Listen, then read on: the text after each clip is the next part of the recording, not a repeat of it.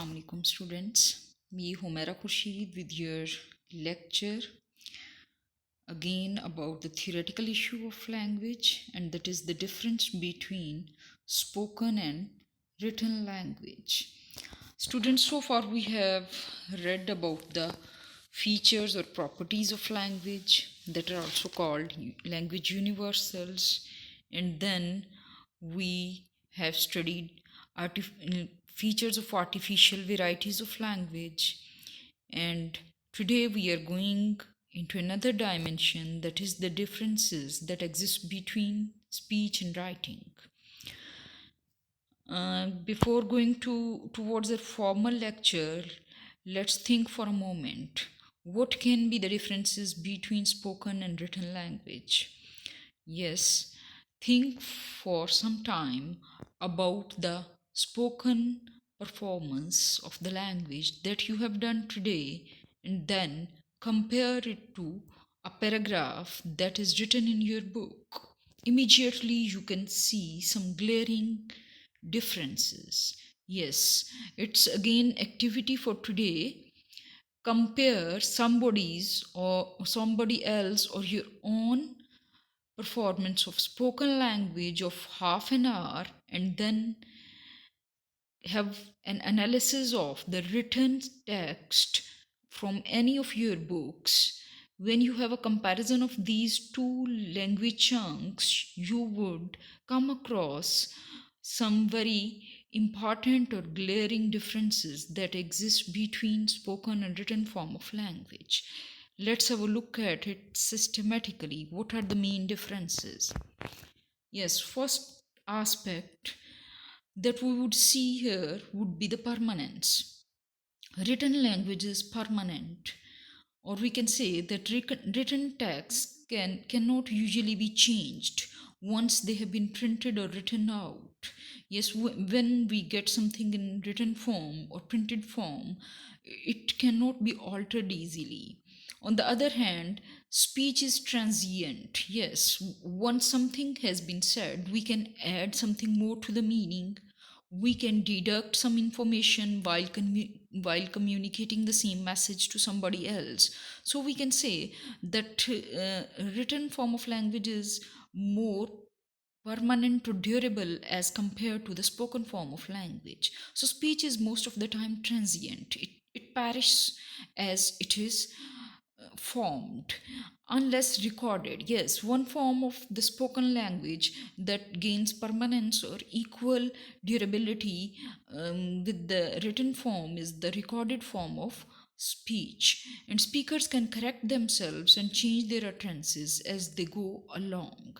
Yes, the possibility of making corrections and changing the utterances is no more available to the written script, while the spoken script can be edited immediately having been said, and even if it is in recorded form, still the possibilities of addition or deletion are higher as compared to the written script. Okay, the second feature of difference that we are going to talk about is the wider influence. Yes, who can deny the universal influence of the written form of language? A written text can communicate across time and space for as long as the particular language writing system exists. Yes, the only thing that can make the written text perishable is the non availability of the written script of some language. Otherwise, it may gain universality. The pieces of literature, the religious books, are a clear specimen or clear example in this record. They have covered the wide range of distances as well as centuries of time period, and they are still available in their original form. Similarly, speech is just used for immediate interaction. It doesn't have any universality in the sense that it may be communicated across the boundaries of time or place. Again, one we may say restriction here is that it can be so if it is in the recorded form, only if it is in the recorded form. Yes, the next major difference that we come across between the spoken and written form of language is the structural complexity. Yes, have a look at the paragraph that is in written form. Written language would be more complex and intricate than speech. It may have longer sentences, many subordinate clauses. The punctuation and layout of written text also have no spoken equivalent. However, some form of writing, for example, messages, emails, may be having closer similarity to the spoken form. And when we exclude these two or three forms, like emails or spoken messages or text messages, then the rest of the writing is having a complex structure and lengthy sentences that are composed of multiple subordinate clauses, and that are also having punctuation marks and at times detail of references and layouts at the bottom pages. On the other hand, as far as the spoken form of language is concerned, it is no more having such sort of structural complexity, but it is having another sort of structure, that is the structural redundancy. We may find certain extra element in the spoken form of language.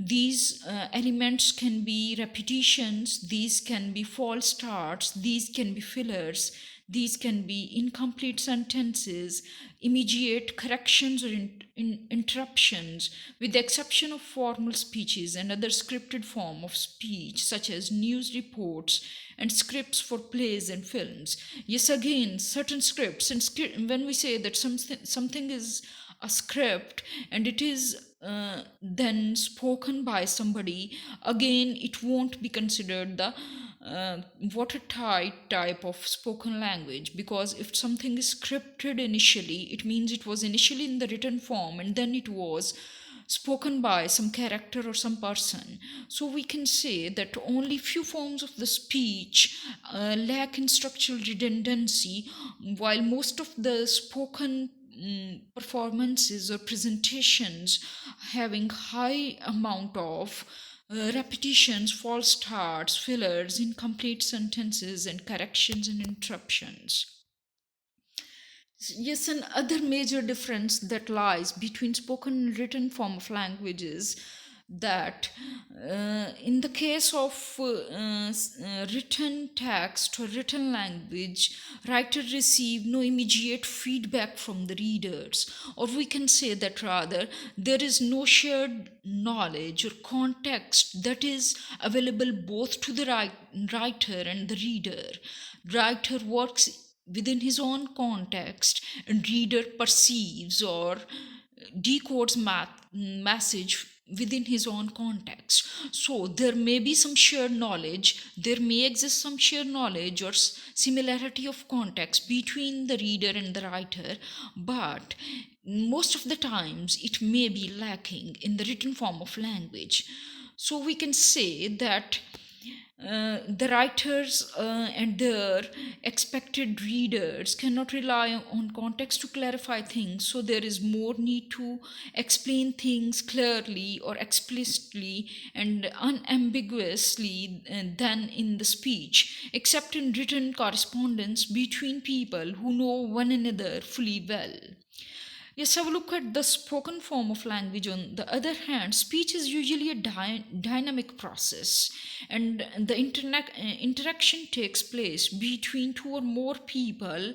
And most of the times, when the interaction takes place in the form of speech, the context is shared one, or both of the participants of the speech, or more than two participants of the speech, are most of the times are having shared knowledge, and this plays a major role in the understanding or comprehension of the spoken chunk of the language. So it is possible to have much unsaid indirectly implied.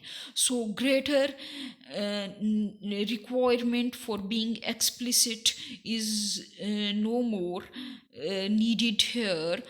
Even the implicit message can be easily understandable in the case of spoken form of language. Another difference that we find most of the time between speech and writing is the density. Density here employs the information level or the information laden text. When we see the written language, it is most of the time highly loaded with the information. And as far as the grammatical structure of the written language is concerned, not only it is information ridden, but it is also having higher load capacity. Yes, what is the load capacity of a structure? In grammatical terms we say that if some sentence or paragraph or the chunk of language is higher level of content material means higher number of nouns, higher number of verbs, higher number of adjectives and adverbs, and lesser number of grammatical words or function words like prepositions, pronouns, conjunctions, and interjunctions, then we may say that this chunk of language that is having more content words is loaded with the information or having higher load capacity. On the other hand, if some chunk of language is lacking in content words and having greater proportion of grammatical words like prepositions, function words like pronouns, and interjections or conjunctions, that sentence or paragraph would be having lesser load capacity. So, as far as the load capacity or information ridden text is concerned, written language would be having greater level of load capacity or information. On the other hand, spoken language would be having lesser load of information, and resultantly the load capacity of the structure of language would be also lower.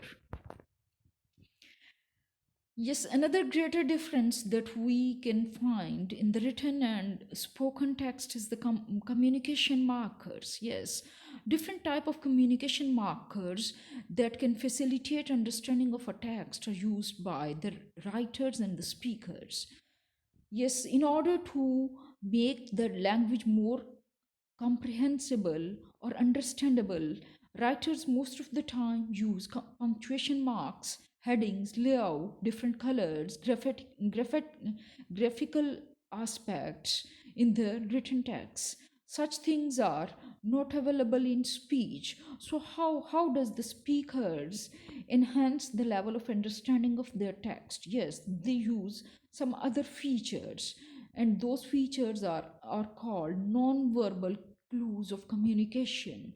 These can be timing, tone, volume, and timbre that can add certain emotional elements or emotional addition to the context. Timbre here means musical effect, the timing of the conversation, what to say and when to say that particular thing, the tone of the language, the volume and the pitch, and the musical effect of the spoken language adds a lot to the meaning of the content that is being said. So we can say these non-verbal elements may facilitate the language of the speaker, as punctuation marks and headings and layout facilitates the understanding of the written text.